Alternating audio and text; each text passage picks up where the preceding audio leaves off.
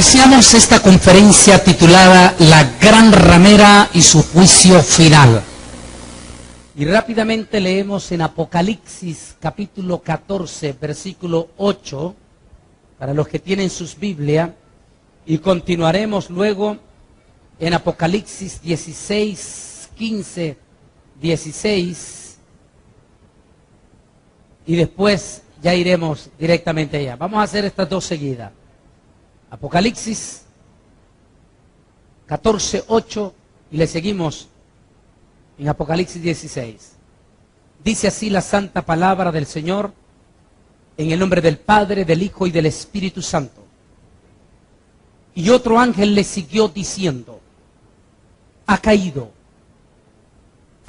Babilonia, la gran ciudad, porque ha hecho beber a todas las naciones del vino del furor y de su fornicación. Yo vengo como ladrón. Bienaventurado el que vela y guarda sus vestiduras, no sea que ande desnudo y vean su vergüenza. Y los reunió en el lugar que en hebreo se llama Armagedón. Y el séptimo ángel derramó su copa por el aire. Y salió una gran voz del santuario del cielo, desde el trono, que decía: hecho está. Y entonces hubo relámpagos, voces, truenos y un gran temblor de tierra, y un terremoto tan grande cual no hubo jamás desde que los hombres existen sobre la tierra. Y la gran ciudad se dividió en tres partes, y las ciudades de las naciones cayeron. Y la gran Babilonia vino a memoria delante de Dios, para darle el cáliz del vino del ardor de su ira. Dios bendiga su palabra. Padre, en el nombre de Jesús, bendecimos esta palabra, este tema, Señor. Duro, fuerte, Señor. Pero que esta palabra, Señor, sea para advertir, para despertar conciencia, no solamente de personas que están abrazados por el espíritu de Babilonia, sino por cristianos que están siendo arrastrados por los hijos de Babilonia. En el nombre de Jesús, bendecimos, Señor, esta palabra para bendición a las almas. Amén y amén. Pueden sentarse.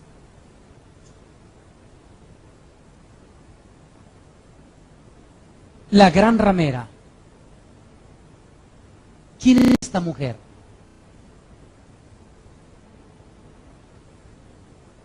Tiene que ser una mujer eminentemente abominable, terriblemente abominable, para que Dios en el Apocalipsis se exprese con las palabras más duras y más fuertes que no encontramos en otra parte de la Biblia. Es una mujer que viene sentada sobre una bestia, una mujer que no tiene necesidad de nada, que todo lo tiene.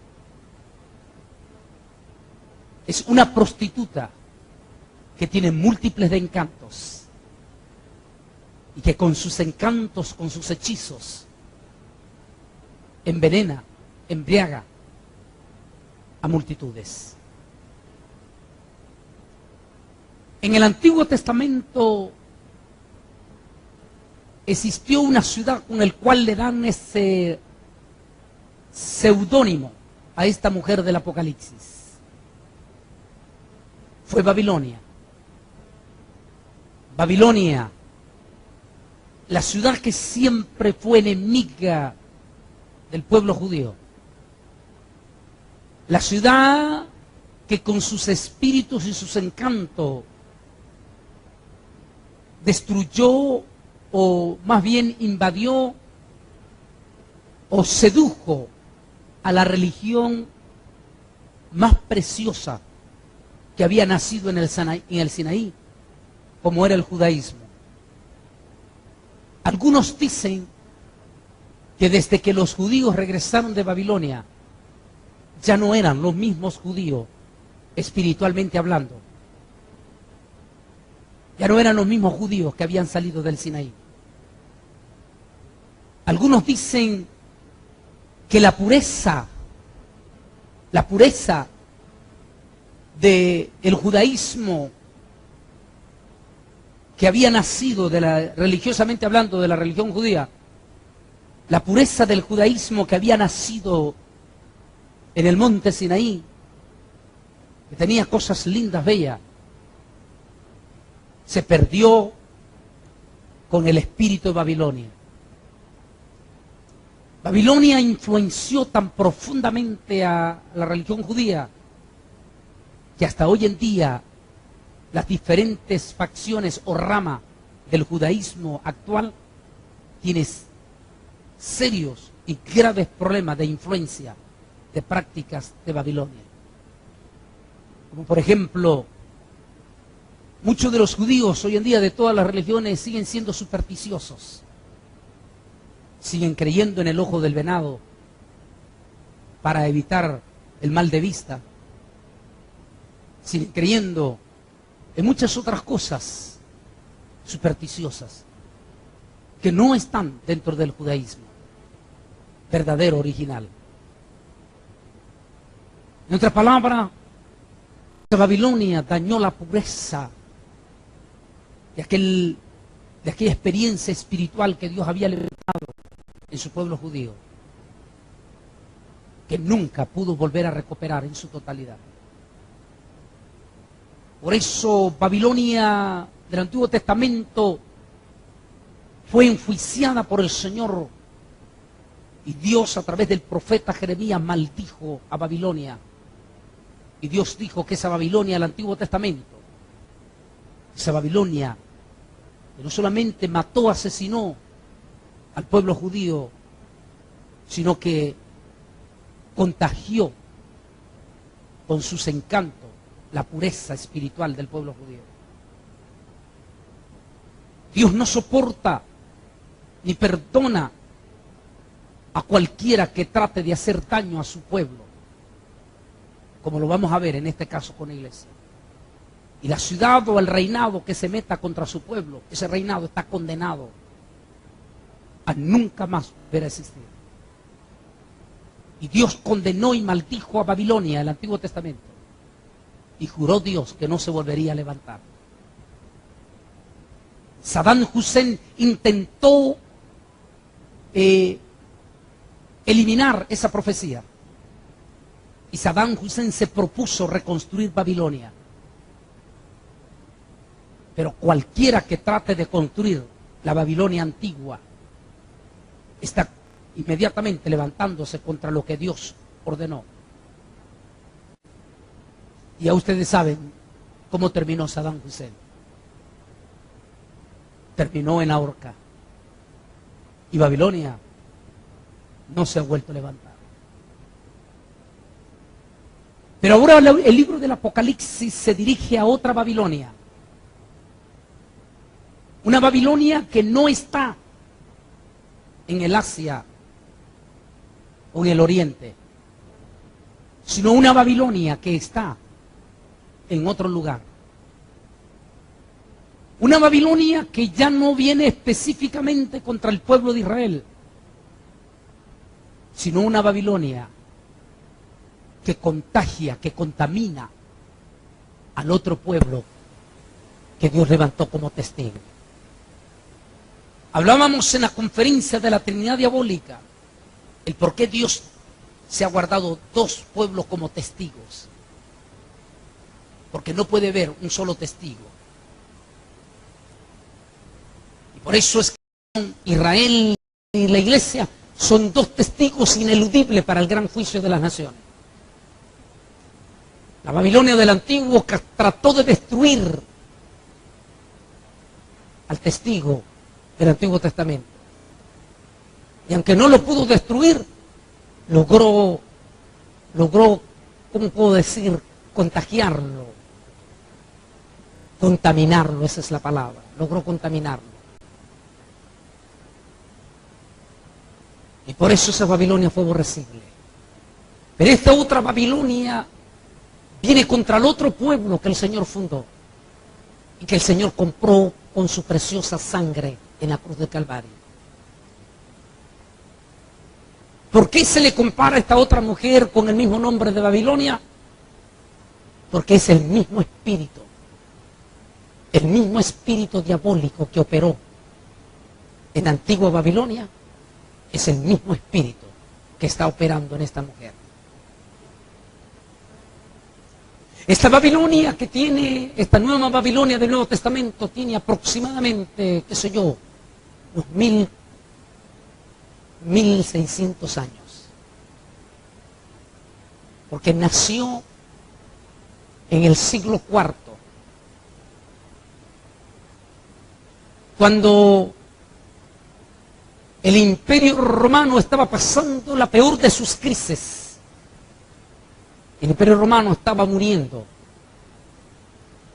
Entonces, en ese momento, en ese instante, el Imperio Romano decide hacer un casamiento con aquellos a quienes los había perseguido duramente, pero nunca no los pudo eliminar.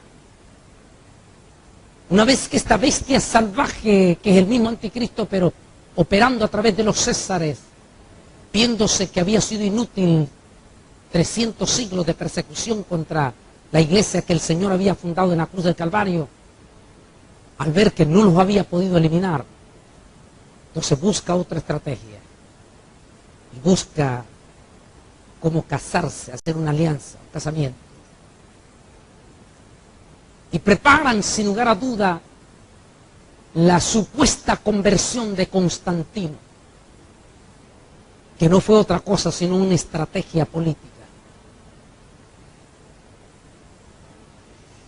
Y ahí, en Constantino y la supuesta visión y todo lo que usted conoce de ella, el primer emperador romano que supuestamente se convierte a Cristo. Y convierte de la iglesia perseguida de las catacumbas, la convierte en la iglesia mejor amiga. En otras palabras, el Cordero se volvió amigo del tigre.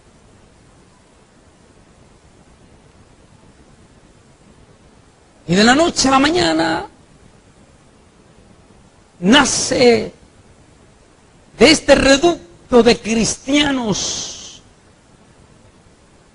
que fueron seducidos por el poder superpolítico de Roma, fueron seducidos, fueron arrastrados de aquellos obispos, como se le decía en aquel entonces, pastores, de ser aquellos hombres perseguidos, de ser aquellos hombres que apenas les alcanzaba para comer, de ser aquellos hombres que no tenían la posibilidad de conseguir un corcel, caballo de pura sangre, tenían que conformarse a andar en un burrito.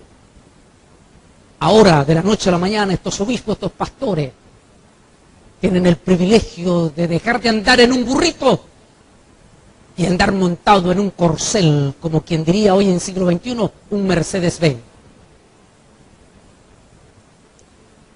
De tener una casita sencilla y humilde, como una catacumba, a pasar aquel obispo a una casa, a una mansión, al estilo de los Césares.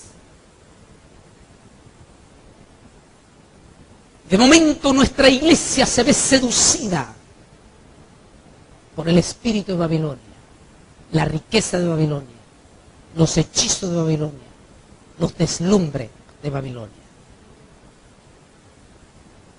Y por supuesto, aquellos siervos fueron contaminados.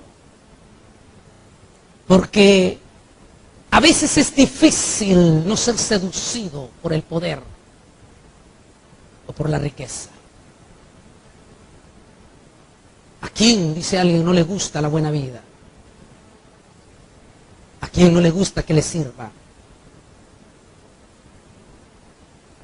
Y aquellos pastores pasan de ser servidores a ser servidos. Y el Espíritu de Cristo que estaba en ellos, que era el Espíritu de la Santa Cena, ¿recuerdan? Cuando el Señor lavó los pies y le dijo a Pedro y a todos los discípulos: si yo, siendo vuestro Señor, me he hecho siervo, ¿cuánto más ustedes? Pero en aquel momento que ellos son atrapados por el imperio malévolo de Roma, y esa Roma que viene influenciada por ese espíritu diabólico de Babilonia, seduce a esos siervos del Señor y les quita la idea de que ellos son siervos y les dice que ahora ellos son príncipes. Ahora ellos tienen que vivir como el César. Ahora ellos tienen que vivir como el emperador. ¿No es esa también la idea que tenemos en estos momentos con los apóstoles de la prosperidad? ¿Qué es lo que enseñan hoy en día los apóstoles de la prosperidad? Que el pastor ya no es siervo, que ahora somos príncipes. Que el príncipe no sirve, sino que al príncipe le sirven. Ese es el espíritu de Babilonia. Y ahí se da el nacimiento con siervos que originalmente fueron hombres verdaderos, que originalmente iniciaron en una iglesia verdadera, pero que se contaminó por el poder, pero que se vio atraída, como nuestros judíos en Babilonia se fueron atraídos por los hechizos de Babilonia. Y como cambiaron su mente de que ya no eran siervos sino príncipes, empezaron a abrirle las puertas a ideólogos o a sabios que viniesen a tratar de convencer a la pobre feligresía que había sido perseguida, a tratar de convencerles que todo lo que habían predicado en el pasado, de los 300 siglos atrás, se habían equivocado. Es que ellos lo habían visto de otra manera. Y ahí vienen los nuevos filósofos, como San Agustín de Hispona, y siembra con aquella nueva iglesia una filosofía, porque no puede haber un pueblo fundamentado sin una sólida filosofía. Y nace aquella teología que le iba a patentizar a ellos. Y escribe San Agustín de Hispona el famoso libro La ciudad de Dios. Y ahí siembra la semilla San Agustín de Hispona y quita a la iglesia que había quedado del reducto todavía verdadero la idea de que es una luz entre las tinieblas y una anunciadora del Evangelio de Cristo, y le cambia la idea de que ella no es una simple mujer común y corriente, sino que ella es una mujer para ser amada por todas las naciones. Y ahí, por eso se dice que Constantino es el padre original de la Iglesia Católica, el fundador de la Iglesia Católica. Si legalmente tendríamos que hablar, efectivamente, es San Agustín el verdadero, es Constantino, el emperador Constantino, el verdadero padre, el verdadero fundador de la Iglesia Católica. Y a finales del siglo IV, un emperador de origen español, llamado Teodosio, en el concilio de Constantinopla, que es donde legalmente se va a firmar el nacimiento ya, el establecimiento total y absoluto de la Iglesia católica, apostólica y romana. Y Teodosio firma el documento con el título que a partir de ese momento se llamará la Iglesia Católica, Apostólica y Romana. Y escribe Teodosio que al ser la Iglesia Católica, Romana y Apostólica la Iglesia del Imperio Romano, escribe que por tanto solo la Iglesia Católica podrá ser heredera de todos los bienes del imperio, de todos los bienes del Imperio Romano. ¿Qué quiere decir? En todos los pueblos y naciones donde el Imperio Romano tuviera influencia, inversiones pasarían a ser propiedad de esta mujer, de esta nueva mujer que había nacido. Así es que esta mujer nace rica en ese momento. Nace con un superpoder económico impresionante, grande.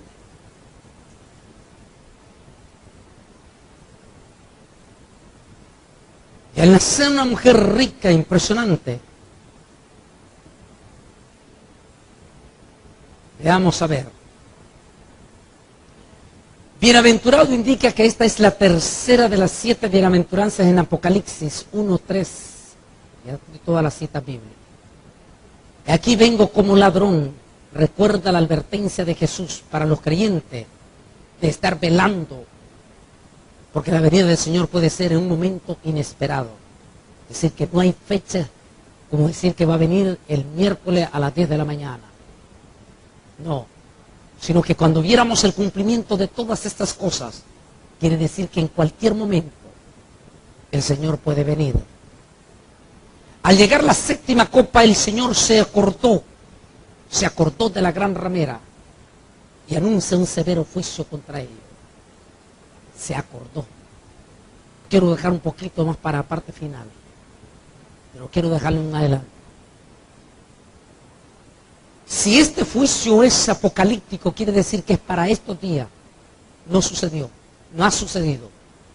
Si estamos viviendo, que así lo es, si estamos viviendo tiempos apocalípticos, entonces esta profecía es para estos días y los que vienen.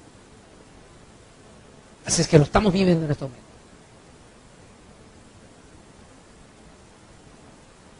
Es interesante porque cuando el 7º ángel, que es en la parte cruda, parte culminante de la gran tribulación, donde están los juicios del Señor de las 7 copas, una tras otra, juicio tras juicio. En la 7ª copa, en medio de un tenebroso pero terrible terremoto que sacude al planeta Tierra con terrible movimiento. Algunos que dicen que el terremoto del arrebatamiento dejará tan debilitado el planeta Tierra, tan debilitado, que 7 años después la Tierra se tratará de acomodar ante ese terremoto que ocasionó el rapto y provocará ese impresionante terremoto. Entonces, cuando se da ese terremoto tremendo, la santa ciudad se quiebra como repudio ante la contaminación que está haciendo la bestia anticristo. Y en medio de aquel juicio, de aquel temblor, de aquel terremoto, el ángel, el 7º ángel del juicio, se prepara a derramar su copa. Pero cuando va a derramarla, a mí me gusta la expresión que hace el griego de esto. En el griego se utiliza, y algunas antiguas versiones está mejor traducido. Una antigua versión lo traduce: y se acordó Dios. Cuando el ángel va a derramar su copa, se acordó Dios. Otra traducción es: y vino a la memoria.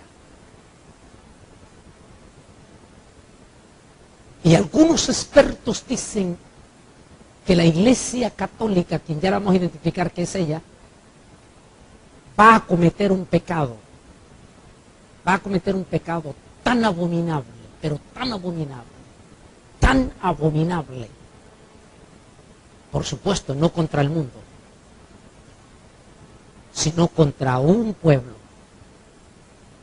que tampoco es Israel. Ya lo sabemos que pasó en el Antiguo Testamento con Israel. Es con su iglesia. Ahora, si la iglesia no estará en la gran tribulación, que así será, la iglesia no estará en la gran tribulación, entonces ese pecado se tiene que cometer antes del rapto. ¿Cuál podría ser ese pecado? Tiene que ser un pecado tan abominable, pero tan abominable que va a llenar de ira al Altísimo Dios. Porque el original dice la forma en que Dios reacciona. Y se acordó Dios. Y reacciona el Señor, el Altísimo. Reaccionará con esta sentencia. Ahora, denle el doble del cáliz de mi ira, según Apocalipsis 18. ¿Qué pecado?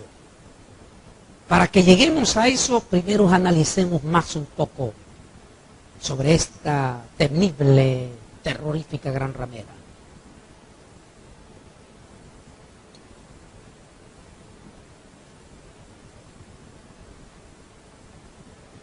Y vino uno de los 7 ángeles que tenía las 7 copas y habló conmigo diciendo: ven acá y te mostraré la sentencia contra la gran ramera, la que está sentada sobre muchas aguas, y con ella han fornicado los reyes de la tierra.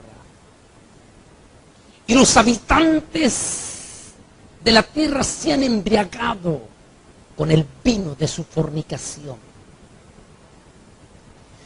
Qué interesante esa expresión que utiliza, qué interesante esa expresión. Y muy sospechoso lo que ha surgido en los últimos años, porque hasta un poco menos de 20 años, nadie, ¿verdad, Vidal? Nadie oíamos hablar de espíritu de borrachera. Nadie. Pero qué interesante, porque dice ahí con el vino, los embriagó, los emborrachó. ¿Cuál es la palabra que utilizan todos estos? Espíritu de borrachera. Estamos embriagados. La primera vez que utiliza la palabra embriagado, la Biblia no la utiliza en relación al Espíritu Santo, sino en relación a la gran ramera.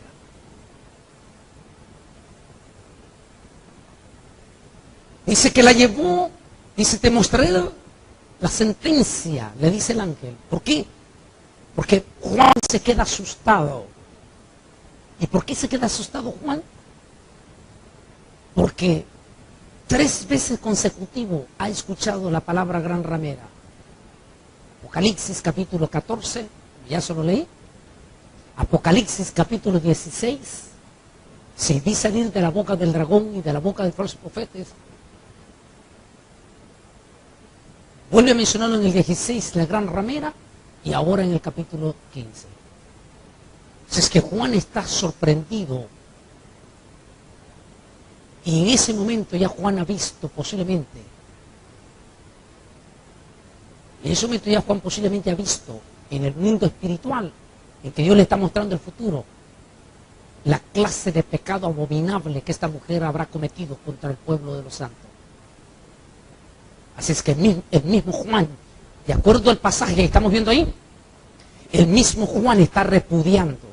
O sea que el mismo Juan se siente como, ¿cómo se puede decir cuando alguien, Dios mío, como cuando usted ve, escuchen los pastores que están en el cielo, cuando ustedes ven a los hermanos que vienen de un encuentro practicando cosas tan feas?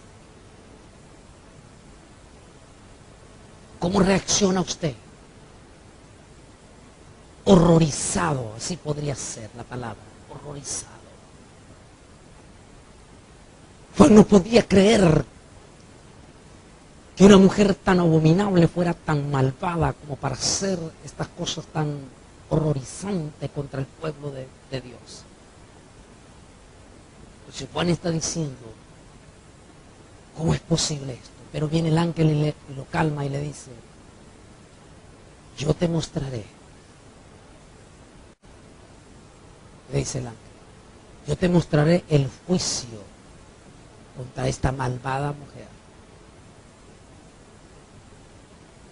Y es muy interesante porque dice Juan que fue llevado en el espíritu al desierto. Y quiero compartir más adelante en esto. Volvámoslo a leer aquí, esa parte. Y vieron uno de los 7 ángeles que tenían las 7 copas y habló conmigo diciendo, ven acá y te mostraré la sentencia contra la gran ramera, la que está sentada sobre muchas aguas. Con ella han fornicado los reyes de la tierra, y los habitantes de la tierra se han embriagado con el vino de su fornicación. Lo que usted está viendo en esta imagen aquí, esta imagen que usted está viendo aquí, es la plaza de San Pedro, con esa calle principal, la número 1 que da acceso a la plaza de San Pedro, y por ende al impresionante templo de San Pedro, que así se le llama la Basílica de San Pedro, donde está el mero trono del mero Papa. Si usted se fija bien en esta imagen, fíjese bien, se dará cuenta que la imagen de esto es exactamente la parte íntima de una mujer. Fíjese bien, es la matriz de una mujer. ¿Y por dónde entra todo el pueblo y el vulgo que va a visitar a esta ramera? Entra por aquí.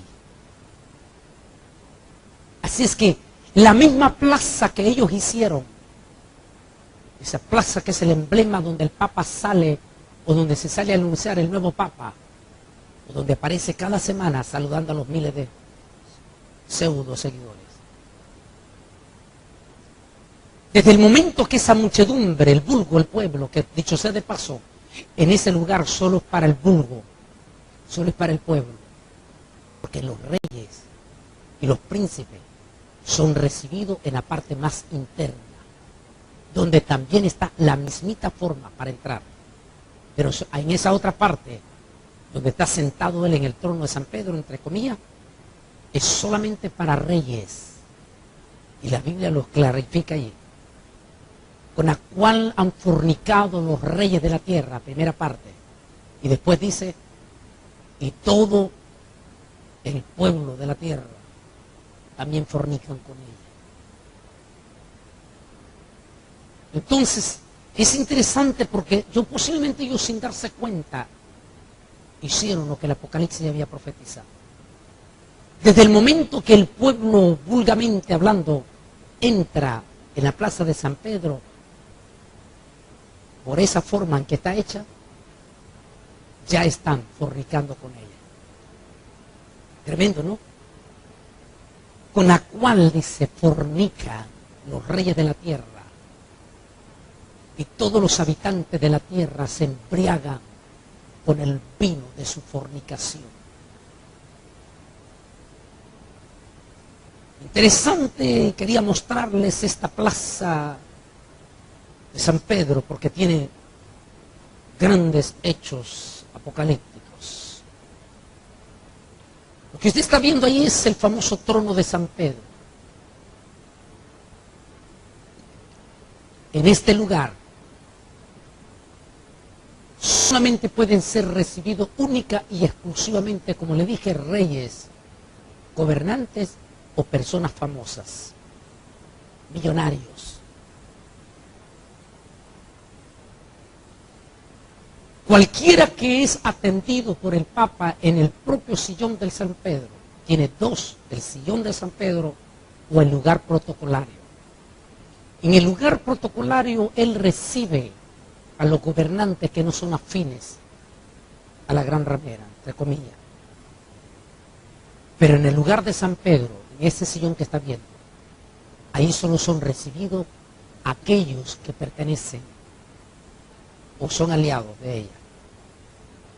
Para poder tener, entre comillas, el privilegio de ser recibido en el sillón de San Pedro, la persona que es recibido tiene que inclinarse ante el Papa. O sea, tiene que poner su rodilla en el piso, inclinarse, y el Papa extiende el anillo, la mano derecha donde está su anillo. Y el invitado tiene que besar ese anillo como señal de estar recibiendo la bendición del Papa. Lo que usted ve detrás de esto, y que los muchachos lo van a pasar después, porque es un estudio que va a ir a todo el mundo, el primero y estos van a ir a todo el mundo, desde aquí. Y se va a pasar digital, para que se pueda ver mejor la imagen.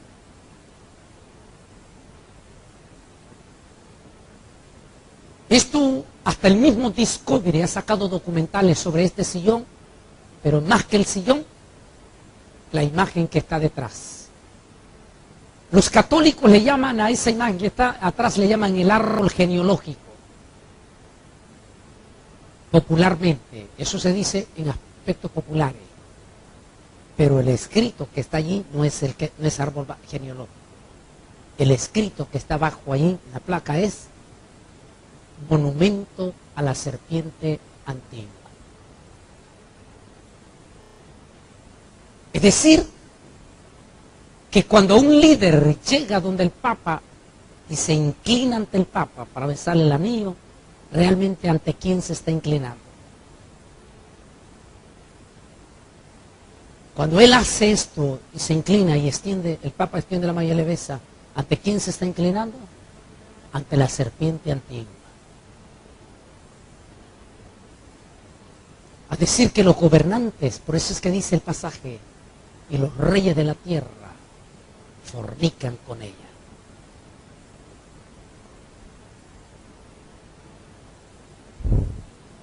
Sigamos viendo más aquí. La referencia a uno de los 7 ángeles que tenían las 7 copas marca este pasaje como una continuación de 16, versículos 17 y 21. La próxima referencia, Babilonia la Grande, versículo 5, tiene el mismo efecto de enlace. Muchas aguas se interpretan en el versículo 15 como pueblos, muchedumbres, naciones y lenguas. Y aunque Babilonia es solo llamada la ramera, con posesiones materiales, con adoración falsa y con orgullo, este es comentario del Nuevo Diccionario Ilustrado de la Biblia. Ahora Juan se detiene o hace un paréntesis para dar detalles de esta gran ramera. Y este capítulo 17 está dedicado a dar todos los pormenores sobre la identidad de esta malvada ramera, la cual está sentada, en otras palabras, confiada sobre el dominio de las muchas aguas, es decir, pueblos vasallos. O sea que la soberbia, el orgullo de ella es porque ella está confiada por los múltiples de pueblos en los cuales ella está dominando. Esta malvada mujer es una mujer atractiva, pues sus amantes son los reyes de la tierra, y los muchos pueblos están borrachos del vino de su fornicación. Dios mío.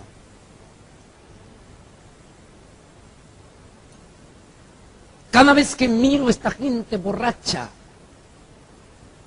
de los encuentros, tanto del G12 como del modelo de Jesús, o de los grandes eventos apostólicos, y veo a esa gente borracha, y posiblemente ustedes, pastores, han visto, fíjense bien en la cara, fíjense en la cara de los que están borrachos en estos eventos, fíjense en la cara.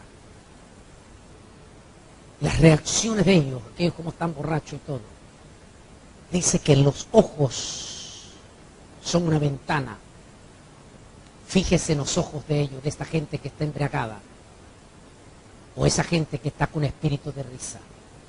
Solo fíjese en nosotros y va a descubrir que lo que ahí se está moviendo es para que los pelos se le pongan de punta. Entonces es el espíritu embriagador de esta ramera lo que está metiendo. Esta ramera que confía en la multitud de los pueblos que están sobre ella. Me llevó en el espíritu al desierto, versículo 13 y 4. Me llevó en el espíritu al desierto y vi una mujer sentada sobre una bestia escarlata, llena de nombres de blasfemia, que tenía 7 cabezas y 10 cuernos. La mujer estaba vestida de púrpura y de escarlata y adornada de oro, piedras preciosas y perlas, y tenía en la mano un cáliz de oro, lleno de las abominaciones, de las inmundicias de su fornicación. Interesante. Desierto es símbolo de sequedad y muerte. El agua es el vital líquido que da vida. Pero donde está ubicada esta mujer, las aguas son muertas. Esto nos da la idea de las condiciones del continente donde esta mujer tiene su sede o está sentada. Es muy interesante. Juan dice, y me llevó a un desierto. ¿Qué es el continente europeo en este momento, espiritualmente hablando? El lugar que un día hubieron aguas, porque un día, hace muchos siglos de nuestra era cristiana, el cristianismo brilló en Europa. Y en Europa es donde se levantaron tremendos hombres de Dios, tremendos paladines, un John Hus, un Calvino, un Martín Lutero. Muchos de los hombres, de los mártires de Jesús que nosotros estudiamos en un instituto bíblico y en los diccionarios y en los comentarios que tenemos de la Biblia, muchos de esos héroes son europeos. Ese continente que fue rico, ese continente donde habían manantiales de vida, en estos momentos es el lugar más frío espiritualmente hablando.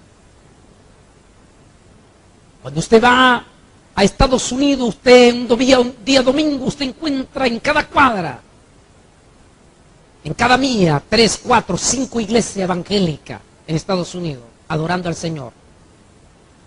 Es la nación donde más servicio al Señor se hace en los domingos. Pero cuando usted va a Europa un domingo, hay una sequedad espiritual. Los templos se han quedado como museos. Es impresionante el testimonio de Miguel Rosell cuando habla en nuestro programa El Mundo Actual, que lo tengo ahí en Washington, D.C. Miguel, que no es muy querido por los cabezas calientes del dominionismo de pastores en España que están con la cabeza hueca llena de el reino ahora. No quieren a Miguel por una sencilla razón. Porque mientras ellos hablan de grandes victorias en España, Miguel les bota todo porque Miguel les dice que no es verdad. Que en España ni siquiera llega, oiga bien, ni siquiera el número de evangélicos en España llega ni siquiera al 0,0 punto de evangélicos. Ni siquiera hay la mitad de un punto de evangélicos en España. Y como Miguel es exégete, se lo saca con prueba. Y claro, eso les molesta a ellos. ¿Y sabe qué dice Miguel? Si no fueran los latinos que se han venido de Sudamérica a vivir a España, estaría fracaso total de evangélico en España. Lo mismo Alemania, Holanda, Francia, Inglaterra. Hay una sequedad espiritual. Y muchísimas de esas iglesias latinas ya sucumbieron y cayeron en la apostasía. Así que en este momento Europa es un desierto. El desierto es símbolo de muerte. Es que la mujer está sentada en ese desierto, lugar de muerte, lugar que una vez fue lugar de vida, hoy es lugar de muerte. Eso inmediatamente nos identifica entonces que esta gran ramera está sentada en Europa, ineludiblemente.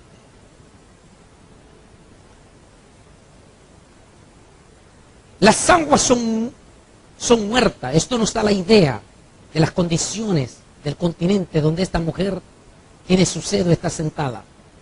Juan dice que está sentada sobre una bestia escarlata. Para tener mayor luz sobre esto, valdría la pena estudiar los detalles de la cuarta bestia descrita por Daniel en el capítulo 7, versículo 8. Esto nos da una idea de absoluta seguridad que se trata de la misma ciudad ramera que fuera primero cuna de los césares y ahora es cuna de los cardenales.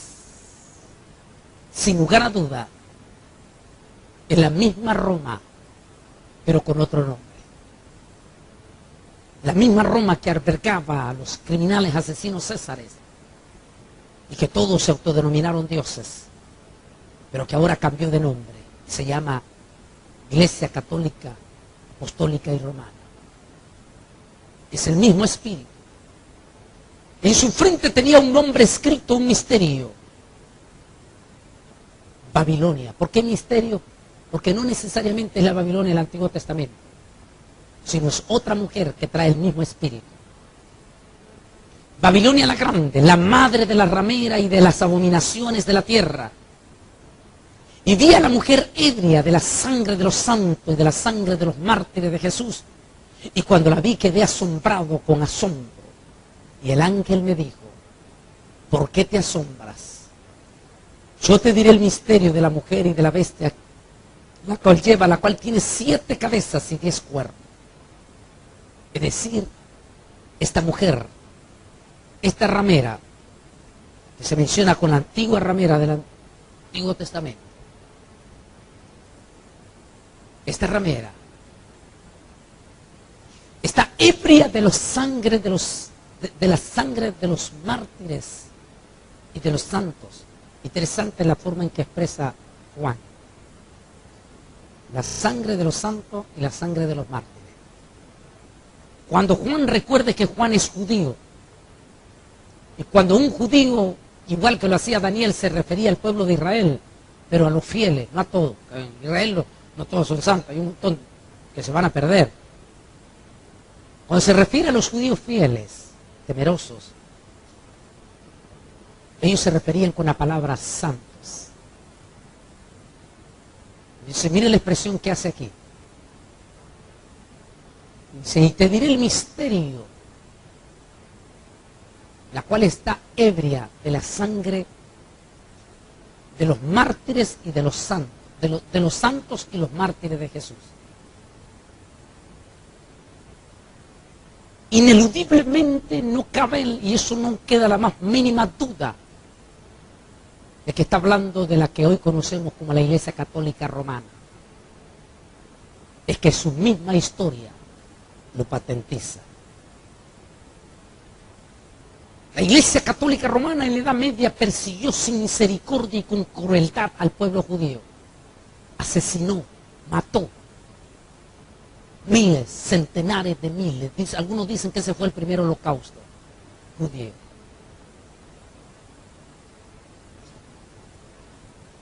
Hay historias aterradoras en el pueblo judío de esa época.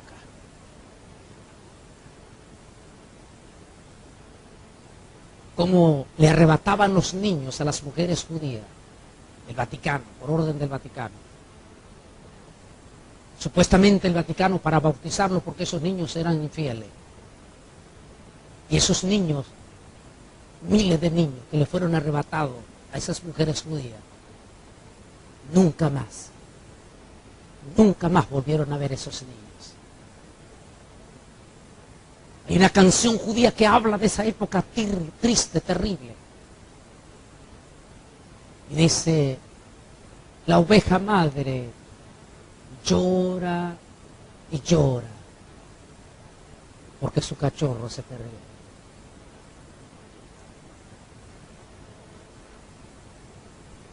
Algunos dicen que miles de esos judíos fueron robados por el Vaticano para crearlos el Vaticano y convertirlos en sacerdotes. O los donaron a familias ricas católicas para que los criaran como niños católicos. Algunos de esos niños, dicen, más tarde llegaron a ser como el caso de Dante. Hoy la comunidad judía reconoce que posiblemente Dante era judío y que pudo haber sido uno de esos niños que fue robado y que de alguna manera Dante conoció después la historia. Y claro, en una época donde estaba la Inquisición, ser escritor tenía que ser con mucho cuidado.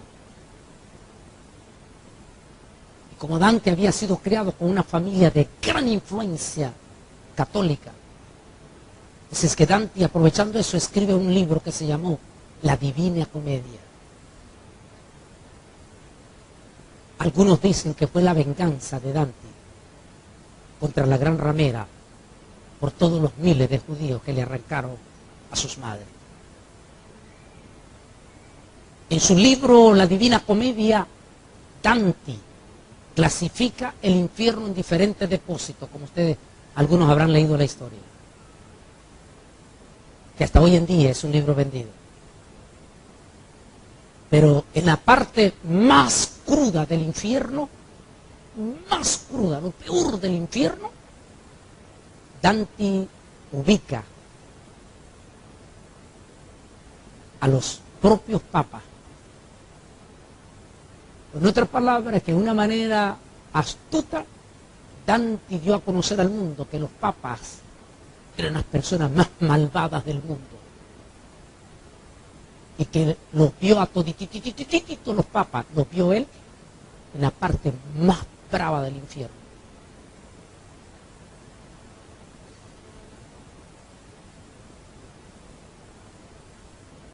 Solo el judaísmo recuerda lo duro, lo cruel que fue vivir en Europa en época de la Inquisición. Pero no solamente el judaísmo. La parte dice, y los mártires de Jesús. Los historiadores, como John Fox y su libro Mártires de Jesús, nos relata las cosas más escalofriantes que uno no puede imaginar. ¿Cómo es posible que una mujer que se dice ser la esposa del Cordero, que una mujer que se dice ser la iglesia escogida del Señor, haya sido tan despiadada y tan criminal y tan asesina, en que no solamente asesinaba a los seguidores de Jesús, que lo más fácil hubiera sido darle un tiro, sino que los mataba con las más grandes torturas. Torturas terroríficas, espantosas, inimaginables, que solo cuando uno va a los famosos museos de la Inquisición, como estamos viendo en esta imagen, miré aquí, hacían todo un espectáculo y humillaban a los santos de Jesús. Algunos testimonios de John Fox, habla, por ejemplo, aquella familia,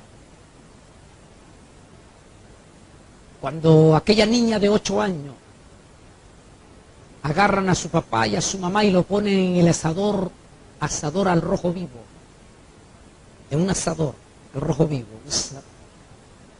sartén.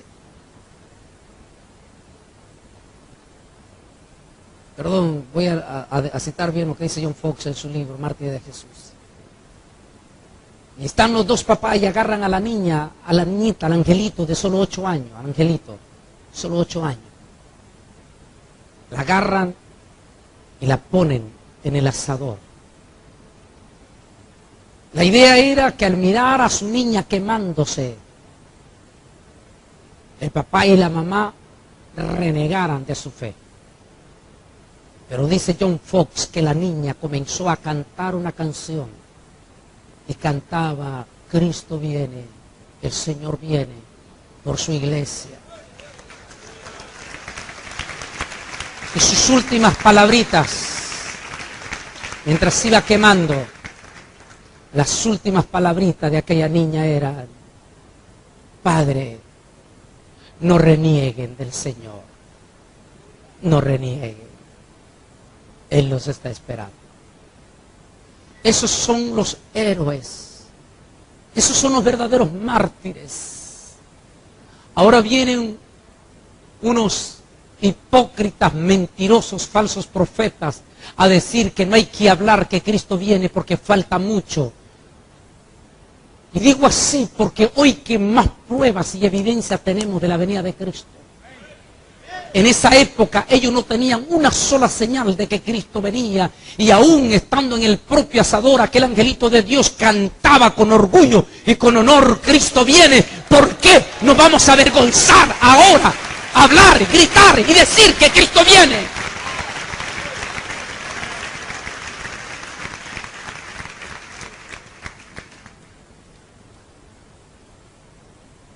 Los historiadores dicen que en los 500 años que duró la persecución de la mal llamada Santa Inquisición, el Vaticano asesinó, eso dicen los historiadores, el Vaticano asesinó en los 500 años no menos de 60 millones de evangélicos.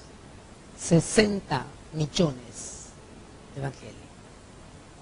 Ahora entendemos lo que dice el profeta, el apóstol, el Juan, la que está ebria, ebria. No. No está sus manos manchadas de sangre, no dice que está manchada, dice que está borracha, embriagada de la sangre de los santos y de los mártires de Jesús. Y ahora viene Benny Hinn y dice que el Papa ama a los cristianos. Mire con ese cuentazo.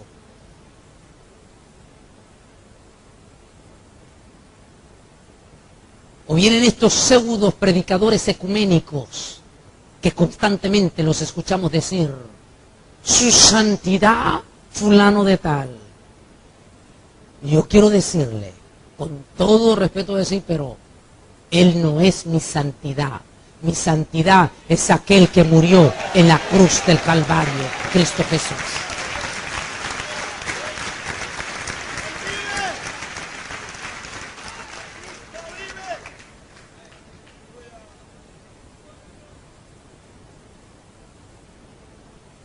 Estos hombres malvados, infiltrados, hoy en día nos están poniendo otra cara y nos están haciendo creer que esta mujer no es tan mala como Apocalipsis la describe. Y nos están tratando de limpiar la cara. Sigamos a ver qué dice aquí. Aquí estamos viendo, solo que tengo una idea de lo cruel que fue esa Inquisición. Solo mire aquí cómo los ponían a los cristianos. Miren esa forma. En otros les ponían embudo y les echaban agua hasta que se reventaran. A las mujeres cristianas les abrían su vientre y les metían gatos vivos.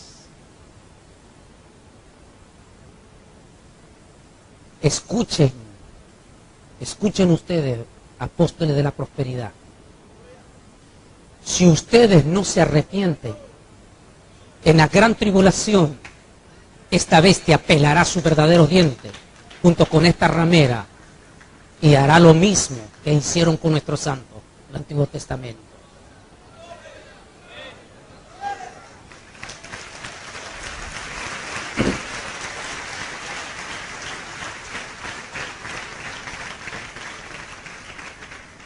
Al describir el ángel la palabra misterio, nos da la idea que los pretenciosos títulos de esta mujer, ella se presenta como la esposa del Cordero de Dios. Esta ramera es madre de múltiples de hijas bastardas, por lo que nos da la idea de que no es solo ella, sino que sus hijas también son cómplices de todas las abominaciones. Esta diabólica mujer es la asesina del pueblo judío y de la iglesia evangélica.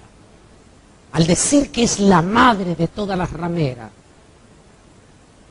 en el estudio que recién grabé en Managua, Nicaragua, titulado Nunca os conocí, estoy hablando del pastor prostituto. Esa es la palabra más correcta. ¿Y qué significa la palabra prostituto? Hombre que vende su cuerpo para prostituirse. Estoy hablando de los pastores que han prostituido su ministerio, que han corrompido su ministerio, que se han vendido por unos miserables dólares más sus propias convicciones.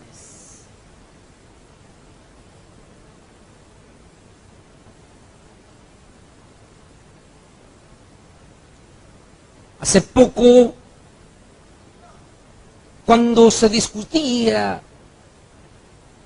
poderes políticos o posiciones que se podían ocupar por haber dado respaldo el nuevo gobierno, todos estaban peleándose en a ver qué. Yo recuerdo, yo me dirigía, dije a uno de los líderes, no me interesa ni un solo puesto, repártanselo ustedes. Mi ministerio no está en venta.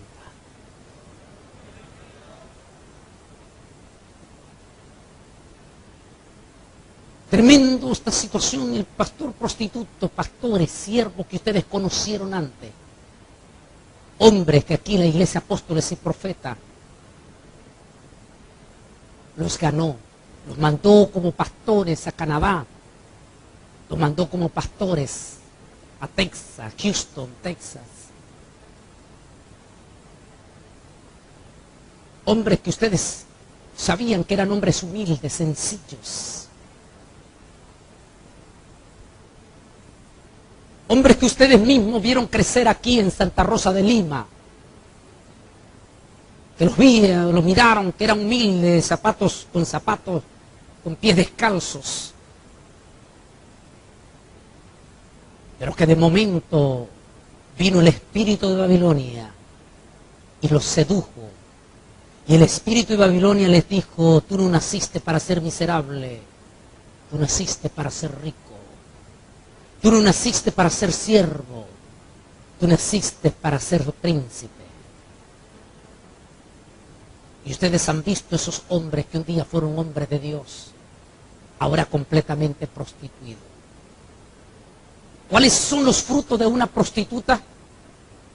Cuando usted ve una persona, una muchacha humilde, virgen, viste modestamente, viste sencillamente.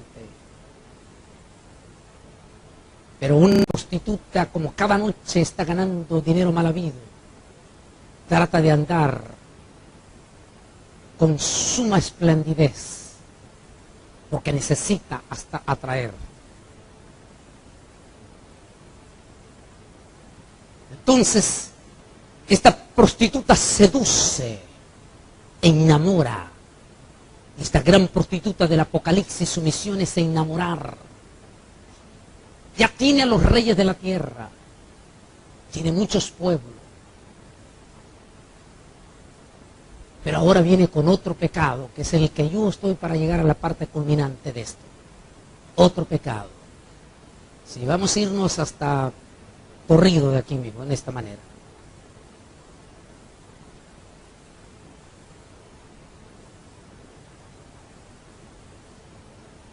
La bestia que has visto era y no es, y está para subir del abismo e ir a la perdición. Los habitantes de la tierra, aquellos cuyos nombres no están escritos en el libro de la vida desde la fundación del mundo, se asombraron viendo la bestia que era y no es y será. Y esto para la mente que tenga sabiduría. Las 7 cabezas son 7 montes sobre los cuales se sienta la mujer.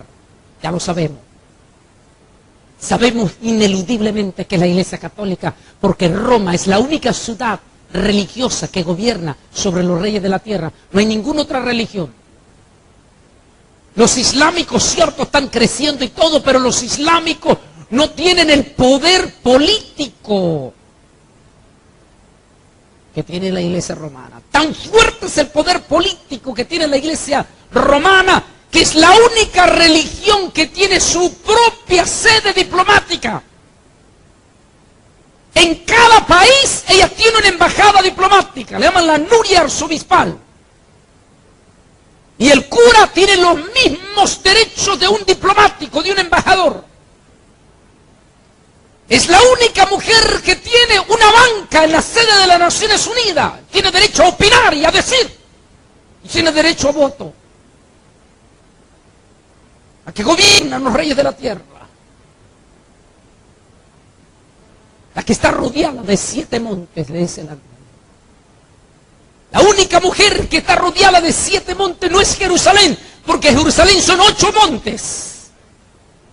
La única mujer que está rodeada de 7 montes y que gobierna sobre los reyes de la tierra es Roma.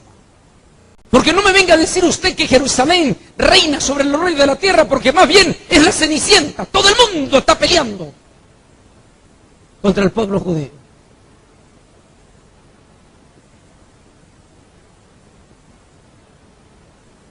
Es la que está sentada y la que está rodeada de 7 montes. Aquí no deja duda el ángel, la más mínima duda de quién se trata. Y son 7 reyes, 5 de ellos han caído, uno es y el otro aún no ha venido. Y cuando venga es necesario que dure breve tiempo. Y la bestia que era y no es también el octavo y es entre los 7 y va a la perdición. Aunque algunos dicen que aquí, en esta parte de Apocalipsis 8 y 11, algunos dicen que aquí está significando los 7 reyes, emperadores, y Domiciano, que vino a ser el 7º y el 8º y que duró breve tiempo. Hay otra teoría también que dice que si esto es para el tiempo del fin, entonces tendría que haber iniciado esta profecía desde el momento del renacimiento del pueblo judío, que es cuando la higuera empieza a retoñar. Y esto comenzó en el siglo XX. Si eso es así, algunos dicen habría que ver el número de papas entre el siglo XX y el siglo XXI. Y en una forma impresionantemente sorprendente, del siglo XX al siglo XXI han habido 8 papas, pero de los 8 ha habido un fenómeno. Ha habido un fenómeno. Juan Pablo II se convirtió en el 7º de los papas, pero en el 8º de los papas, pero a la vez en el 7º. Entonces por eso muchos dicen que Juan Pablo II, recuerden que Juan Pablo sustituyó a Juan Pablo I, el papa que fue asesinado, así ya se sabe, pero que no llegó a sentarse en el sillón de San Pedro, porque fue muerto exactamente el día 33, porque el Papa no se puede sentar en el sillón de San Pedro sino hasta el día 33. Símbolo masónico. Pero como Juan Pablo I murió exactamente a las 6 de la mañana, amaneció muerto, a las 8, que era la investidura en el sillón de San Pedro, no se sentó, quedó vacante ese nombramiento. Que Juan Pablo II vino a ser el 7º y fue el 8º. Y está para ir al abismo, dijo. Algunos estaban hablando de su muerte. Y entonces quien emergiera allí, podría estar como el más sospechoso de la segunda bestia. En este caso, lo que hablábamos. Cuidado. Solo el tiempo nos dirá, pero sin lugar a duda, tendríamos que seguir mirando muy de cerca a ese Papa. La moneda del euro, para darles una idea qué tremendo poder de influencia tiene el Vaticano. Tremendo poder de influencia tiene el Vaticano. Que en este momento de esta crisis económica, la que se está beneficiando es el Vaticano. ¿Sabe por qué? Porque sus bancos son los que están comprando toda la deuda. Banco Santander, sus superempresas, sus otras cadenas de bancos, están comprando toda la deuda. Y recuerdo lo que dice, los 10 reyes que congenian con ella, Apocalipsis, versículos 12 y 13, que congenian con ella, entregarán su trono y su autoridad a la bestia. Los reyes es la Unión Europea. Y hay algunos misterios entre la séptima cabeza que le estoy hablando con ustedes, que era Estados Unidos. Si Estados Unidos es la séptima cabeza de esa bestia, entonces Estados Unidos tiene mucho que ver en combinación con la gran ramera y con la bestia. Recuerde que al fin y al cabo es el falso profeta junto con los reyes quienes le entregarán el poder a la bestia.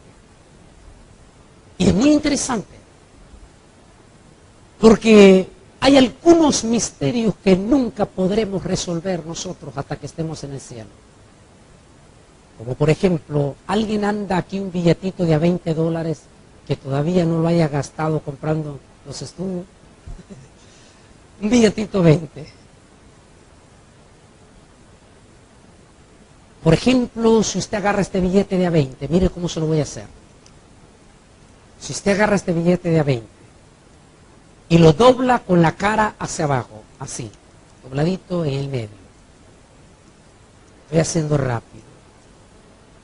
Y luego lo hace así como un barquito, así. Así, en esta manera, con la parte de la letra hacia abajo, lo hace así. Aquí, y lo pone así, y cuando lo pone en esta manera, o lo puede hacer también aquí, si sale. Sí, aquí, al otro lado, así. Si lo hace así,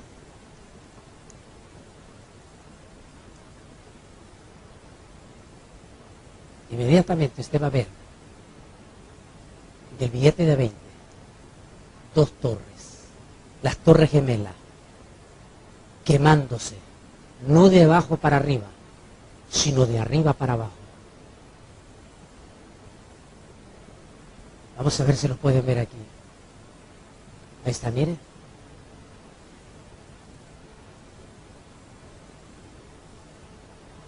¿Lo vio?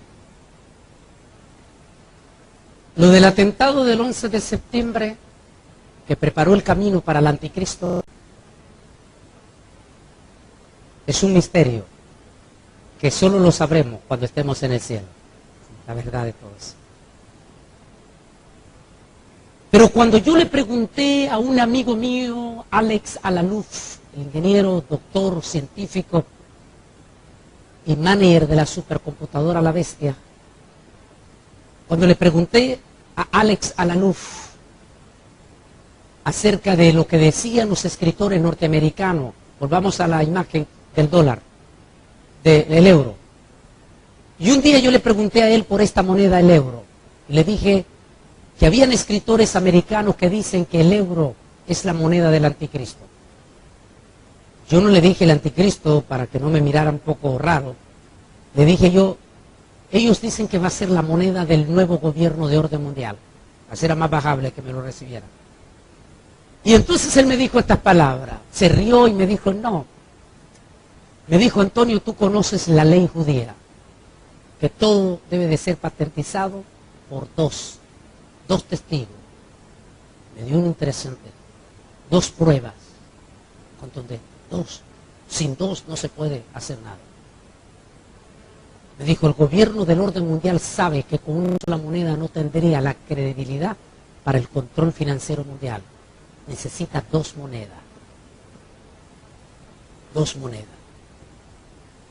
Lo que sí te puedo decir, me dijo, nunca olvido esa palabra de él que me dijo, lo que sí te puedo decir con evidencia es que va a venir una crisis financiera. Cuando esa crisis financiera venga, el dólar caerá, pero no desaparecerá, sino que el euro saldrá al rescate del dólar y lo comprará. Eso ya sucedió, ya lo tenemos. Pero me sacó algo más. Saque un billete de A5. Saquen un billete de A5. ¿Tienen un billete de A5? Si lo tienen, sáquenlo y ya van a pasar los hermanos ahí con la canasta. Dóblenlo de la misma manera que doblé el billete de 20, con un barquito. Ahora que lo doblaron como les dije, miren lo que les voy a enseñar. Lo van a ver aquí. Se lo voy a enseñar ahí en la pantalla. Vamos a tratarlo de poner, miren lo que va a aparecer aquí. Miren. ¿Lo están viendo bien? ¿Qué están viendo?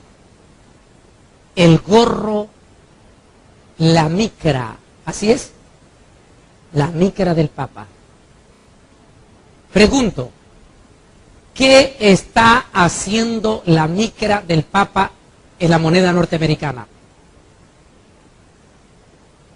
Ahora, volvamos al euro. Vamos al euro. Vámonos al euro. Vamos, mijo, al euro. Vamos al euro. Ahora miren aquí. No me puedo acercar allá para no. Miren aquí. Fíjense bien y abran bien los ojos. ¿Qué están viendo ustedes aquí? No. Aquí.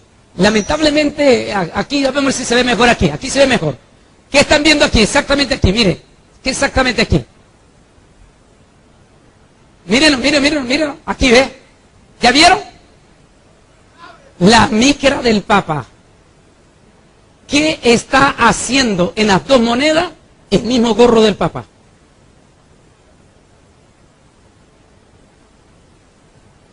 ¿Qué quiere decir con esto?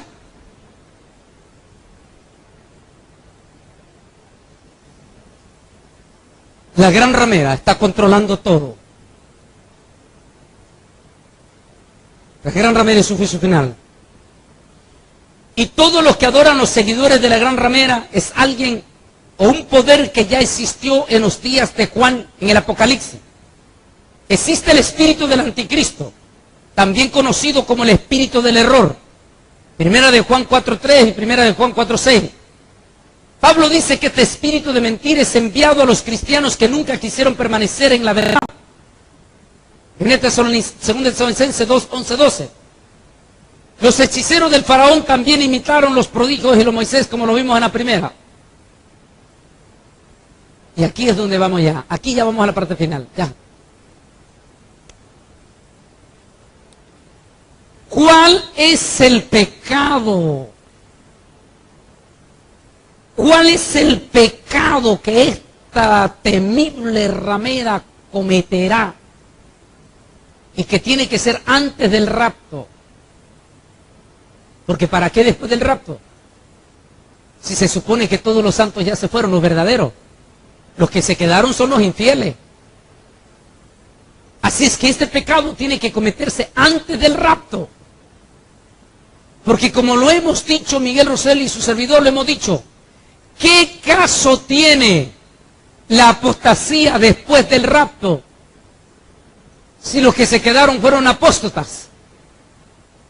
O si el diablo sabe que el arrebatamiento está a las puertas, ¿usted cree que se quedará de brazos cruzados? Por supuesto que no.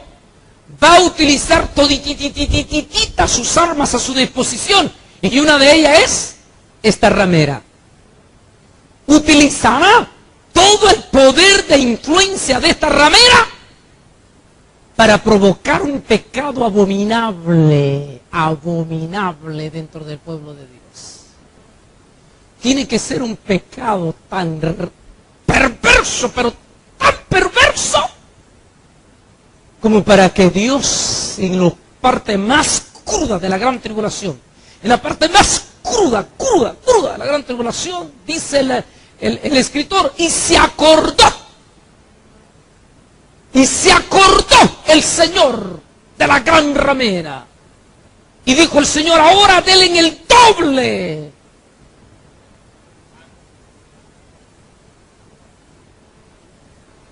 ¿Sabe cuál es, hermano?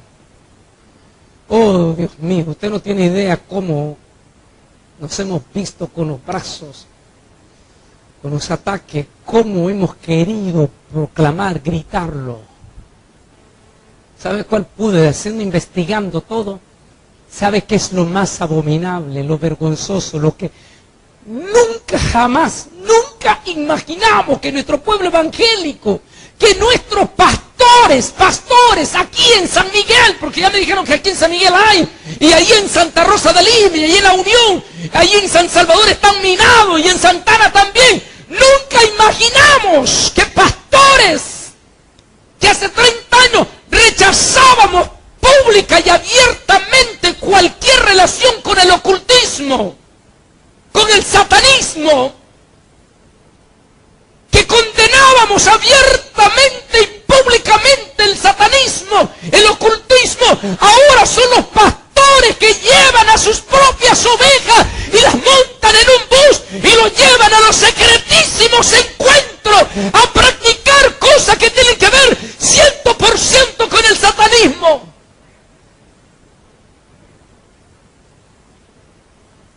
Nunca imaginamos que nuestra iglesia iba a llegar tan bajo, tan abominable. Pecado abominable como hacer pacto de silencio. Pecado abominable como sacrificar ovejas, animales, gatos, perros. Pecado es abominable como arrancarle el corazón, como me lo confirmó una pastora del concilio de Rosa de Sarón, que la fue a un encuentro y le venía el corazón vivo, me dijo la pastora, porque estaba brincando todavía. Y todos le dieron un cuchillo para apuñalear aquel corazón. ¿Cómo es posible que nuestra iglesia esté cometiendo pecados tan abominables, pero tan abominable, tan horrible, tan espantoso? ¿Cómo cree que el Señor está viendo en los cielos? ¿Hasta dónde mi pueblo ha sido seducido para cometer semejantes abominaciones? Miles de pastores llevando a sus ovejitas como corderitos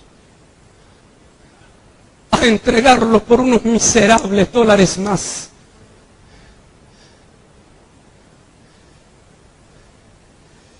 Este pecado abominable, porque ya sabemos, tenemos el estudio, ahí lo tenemos. Parte 1 y parte 2 de la verdad oculta detrás de los G12, y acabo de grabar la tercera parte que se llama Cuestionamiento de los Encuentros. Y ahí tenemos la historia, que esto no nació, disculpe señor Castellano, pero esto no nació en usted. Usted sabe perfectamente que esta práctica viene del catolicismo romano, de las entrañas de la gran ramera. Nos ha metido en nuestro pueblo una abominación. Usted, señor de Guatemala, ustedes de Costa Rica, nos han metido esa abominación. Ese es el pecado que nos han metido. ¿No se han fijado ustedes que en solo 8 años la iglesia se ha dividido como nunca antes? Ustedes, aquí hay hermanos líderes de Honduras. Hermanos, ustedes saben lo que está pasando en Honduras. Concilio que ha entrado este movimiento, concilio dividido. Iglesia que entra, iglesia dividida. Familia que entra, familia dividida. Los expertos dicen que en menos de lo que se dividió en 2000 años, se rompió en solo 8 años. Asambleas de Dios, iglesias de Dios y todo el resto de los concilios están pasando su peor momento de la historia de división. ¿Será este el pecado abominable por el cual Dios se acordará? ¿Y sabe cómo se da cuenta? Solo fíjense, por favor, no me lo crean a mí. Vean ustedes con sus ojos el testimonio de los que están metidos en los G12. Vean ustedes el testimonio de los que están metidos en el modelo de Jesús. Vean ustedes el testimonio de los que están metidos en los diferentes encuentros, porque son como la serpiente, como el camaleón, se cambian de nombre de acuerdo a la región, pero están haciendo las mismas abominaciones.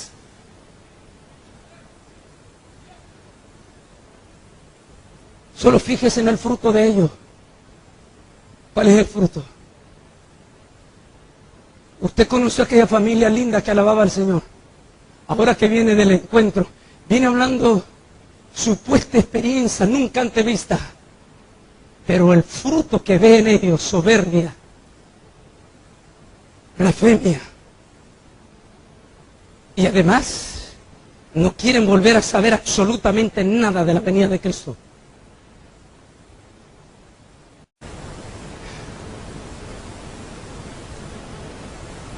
Y se acordó Jehová, es que tiene que ser así. El pecado más abominable, como en este encuentro, esta foto es de un encuentro, que la encontramos de un encuentro en África. Aquí estamos viendo en ese encuentro, supuestamente es lo que están dando testimonio, que está saliendo fuego de la boca de la persona en los encuentros, y ellos que están hablando que es fuego del Espíritu Santo. Recuerden que el falso profeta lanzará fuego por su boca también, o lanzará o hará encender fuego. Esta es una experiencia de los encuentros. También me dijo, las aguas que has visto, que se sienta la ramera, son pueblos, muchedumbres, naciones y lenguas. Y los 10 cuernos que vistes y la bestia aborrecerán a la ramera. La dejarán desolada y desnuda, y devorarán sus carnes y la quemarán con fuego. Y Dios ha puesto en sus corazones el ejecutar lo que Él quiso, ponerse de acuerdo y dar su reino a la bestia hasta que se hayan cumplido las palabras de Dios. Y la mujer que ha visto es la gran ciudad que reina sobre los reyes de la tierra. Esta mujer terrible. En Nicaragua hay un dicho que dice así: el que le hace un favor al diablo, con llevárselo le paga. Creo que aquí es donde vale la pena tocar esta perfecta final. Sobre qué clase de pecado van a cometer esta gran ramera en los días antes de la venida del Señor, para que en medio de la gran tribulación el Señor se acuerde de ella y ordena darle el doble de su propia medicina. Esta gran ramera ha sido criminal, calumniadora, típica de una ramera. Pero el último pecado que ella ha de cometer ante el rapto será muy abominable. Ella siempre ha sido traidora, y ahora sus propios amantes se voltearán contra ella y le traerán su ruina total. Sus propios amantes, los mismos europeos, la misma Unión Europea, los mismos líderes de la bestia, aquellos que se embriagan con vino su fornicación. Todo en la ley permisiva Dios hace que se volteen, y sus mismos amantes dicen que no hay peor humillación para un soberbio que sus propios amigos sean quien lo traicionan. Terrible va a ser para esta ramera, sus propios amantes. Qué humillación. Como dice el dicho, el que le hace un favor al diablo, con llevárselo le paga. O otro dicho que dice, mal paga el diablo a quien bien le hace.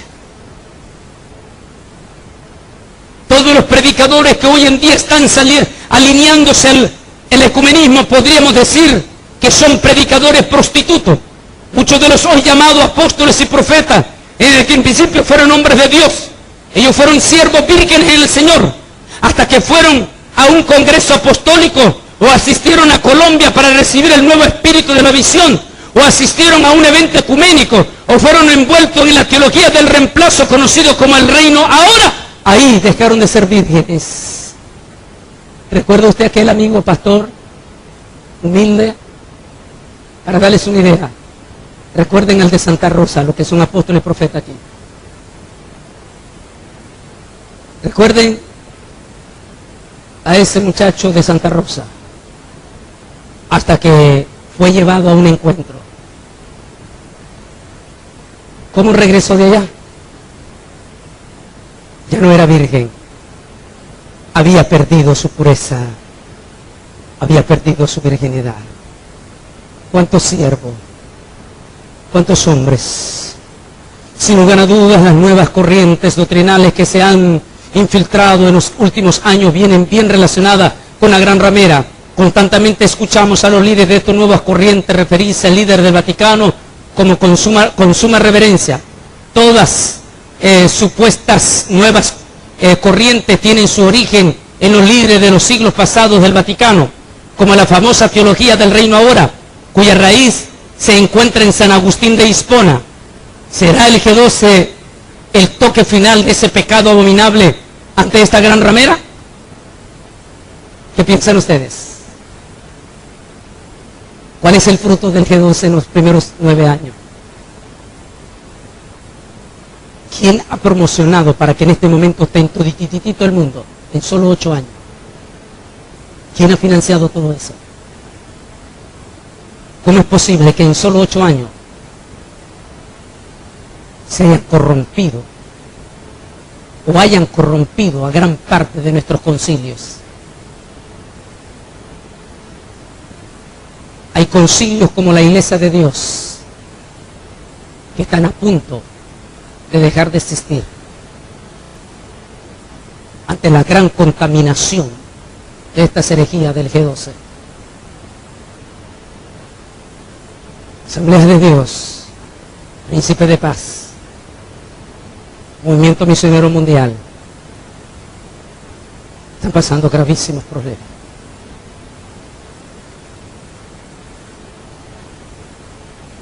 Miles de nuestras almas se están embriagando de la borrachera de la gran ramera.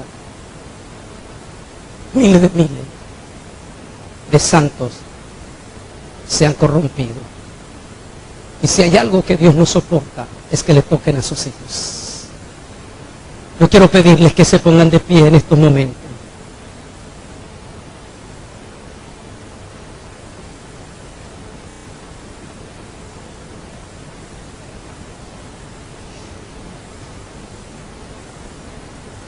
Si este pecado abominable por el cual viene a la memoria el Señor en la gran tribulación es, y ya lo hemos discutido sin la más mínima duda, estas abominaciones terribles, diabólicas, a ello le agregamos toda esta corriente apostólica o restauración apostólica y todos estos falsos profetas soberbios, engañadores y ladrones, porque les roban las billeteras, los anillos, las propiedades a los hermanos.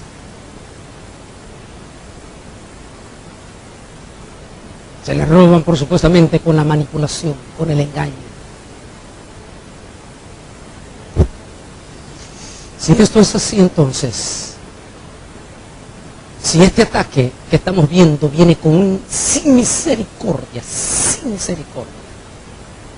eso quiere decir que el arrebatamiento está a las puertas.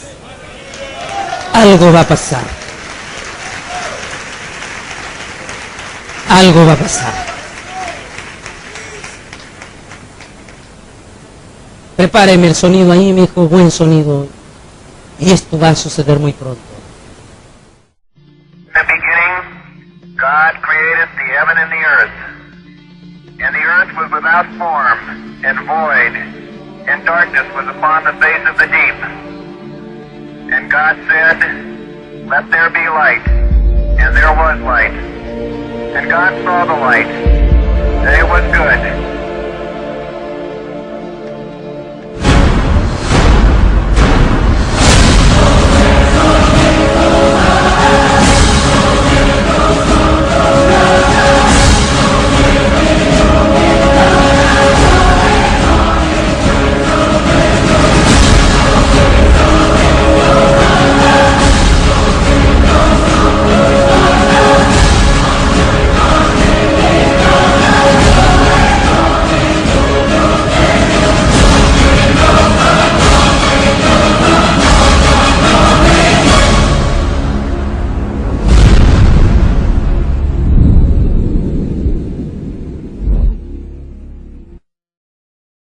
Jesus Christ is coming back for his church.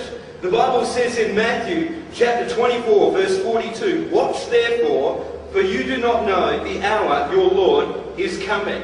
I want you to know, church, that Jesus Christ could come this month, or he might come next week, or he could even come...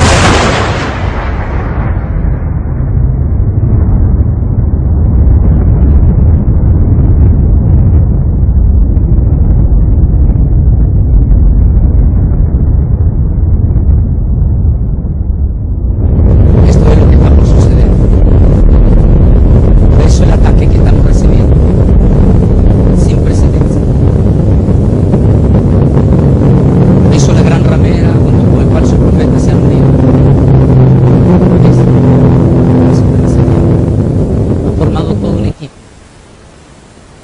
lanzado una cantidad de falsos profetas, falsos cristos, porque ellos saben que el rapto está a la puerta. Pero ellos saben que no pueden evitar el rapto. No pueden evitar el rapto de la iglesia. Entonces, lanzan apostasía para evitar que los hermanos se vayan. Pastores, siervos del Señor, hombres de Dios que están aquí. Pase lo que pase, suceda lo que suceda, manténganse firmes y fieles en sus convicciones.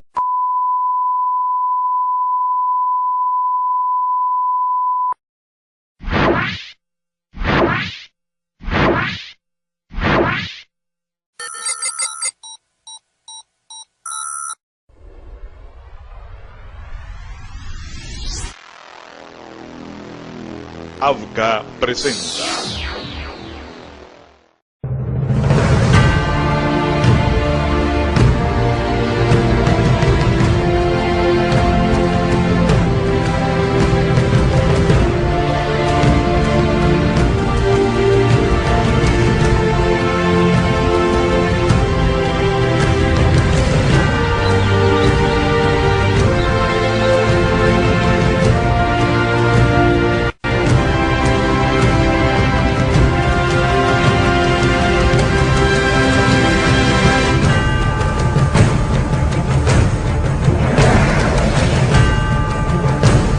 Que se levantará nación contra nación y reino contra